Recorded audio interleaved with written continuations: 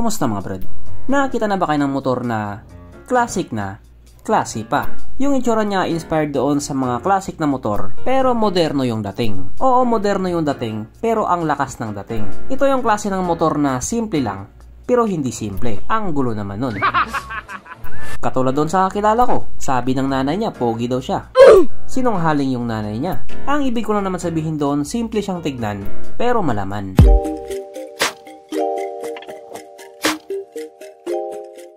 Pero syempre bago tayo magpatuloy, kung bago ka pa lamang napadpad dito sa aking walang kwentang channel, huwag ka na mag-subscribe.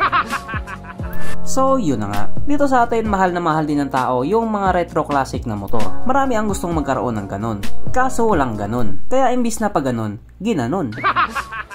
Sa brand nga po na Yamaha, kilala ang Yamaha Fazio bilang isang poging retro classic na scooter. Naalala ko pa nga dati nung unang nilabasan sa Pilipinas, sobrang hype na hype yan. Kasi hinipe ng mga hype na vlogger. Kaya tuloy yung mga hype na manager naniningil ng 5,000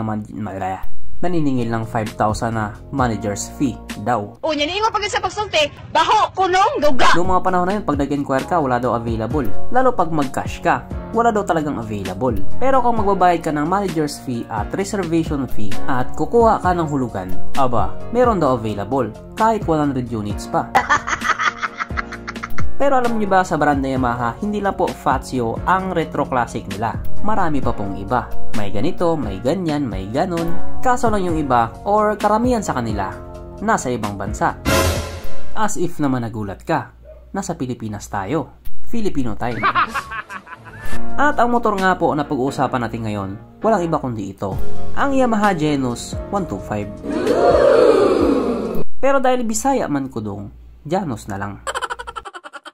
Kung titignan nga po natin yung itsura niya, medyo kakaiba yung itsura niya. Kumbaga, hindi ito yung mga typical na scooter dito sa Pilipinas. Doon nga po sa ibang bansa, katulad sa bansang Vietnam, marami talagang mga motor doon na wala dito sa Pilipinas. Isa na nga po itong Yamaha Janus 125. Siya po ay available doon sa Vietnam. Kaya minsan nakakainggit din talaga sila. Marami silang motor na pagpipilian. At baka siguro mura din bigas doon. Kaya bago pa nga po kung saan mapunta ang usapan, pag-usapan na lamang natin kung ano nga ba meron sa motor na ito at kung gaano nga ba talaga siya kaganda. So ito nga po ang Yamaha Janus 125 na mayroong 124.9 cubic centimeter engine displacement. 4-stroke single cylinder. Single overhead cam with 2 valves. Powered by Blue-Core technology ng ibig nga pong sabihin malakas na makina at the same time tipid pa rin daw sa gasolina. Fuel injected kaso lang ito po ay naka-air cooled pa din. Panay siyan sa Honda Click 125. Ang kanyang compression ratio 9.5:1. Pagdating naman po sa kanyang power, ito po ay merong 9.5 horsepower at 8,000 RPM, 9.6 Nm of torque at 5,500 RPM. Na ayon nga po sa mga Vietnamese na nag-top speed sa motor na ito daw po ay kayang tumakbo sa bilis ng 96 km/h. Pero kung sakaling dalhin yan sa Pilipinas, panigurado aabot ng 120 kph yan. Syempre, ibang usapan na kapag Pinoy na nakasampa.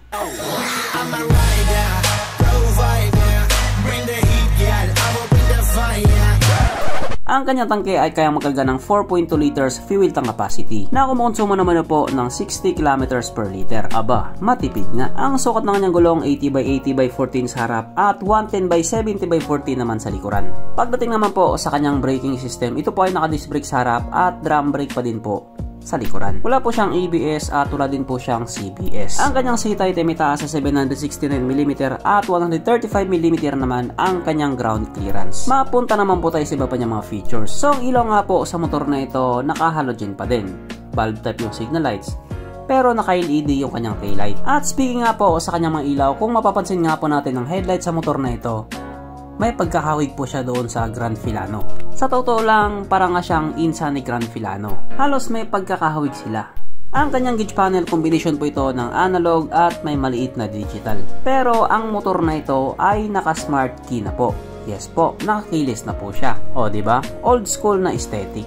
Kaso lang katulad nga po sa mga bagong motor ngayon, wala na po itong kickstart. Kaya kung sakaling hindi gumana yung push start mo, sabihin mo na lang nag-exercise ka. Pero present po sa motor na ito ang walang kamatayang ISS or Idling Stop System or SSS Start and Stop System. At sa 50,000 pagkakataon nga po, uulitin ko na naman to. Ito nga po ay mekanismo na kapag nakahinto ka sa isang traffic light at hindi mo pinhit yung silinyador mo sa loob ng 3 or 5 segundo, kusa nga pong mamamatay ang makina sa motor mo. At pihitin mo naman din siya pabalik, kusa na rin siyang aandar. Pero dito, hindi mo na kailangan magpaandar sapagkat nandito na nga po tayo sa exciting part, ang kanyang mga suspension. So sa harapang bahagi nga po, ito ay ginamitan ng ordinary telescopic. At sa likuran naman, ito po ay gumagamit ng single shock absorber na ayon nga po sa mga taong nakagamit sa motor na ito, maganda ang bounce.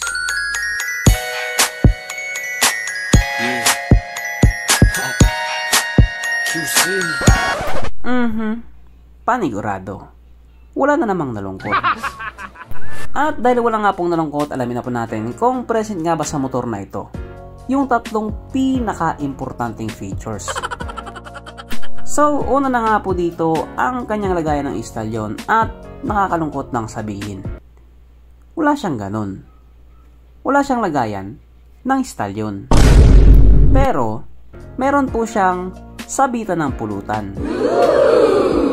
At oras na nga po para sa ating Red Horse check ang pinaka-importanting feature sa isang motor. At ayon nga po sa aking masusing pag-aanalisa, ang motor na ito ay kayang magkarga ng 2 kahong Red Horse.